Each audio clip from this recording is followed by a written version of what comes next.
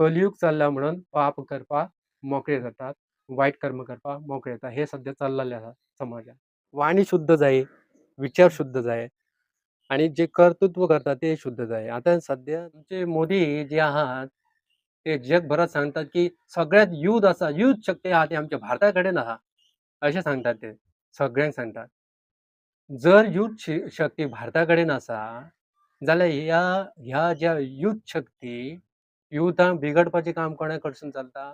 सर्वसामान्य मनीस गरिबांची जेन्ना स्टोरी सांगता तेन्ना गरीब आहा तितले तेंची काळजां आहा आमचोच तो पुढारी आमचोच पुढारी अशें दिसतालें. सो तेंची ती टॅक्नीक आसा तात्पुरते भाशण ठोकले की तेंचें काम सोंपलें.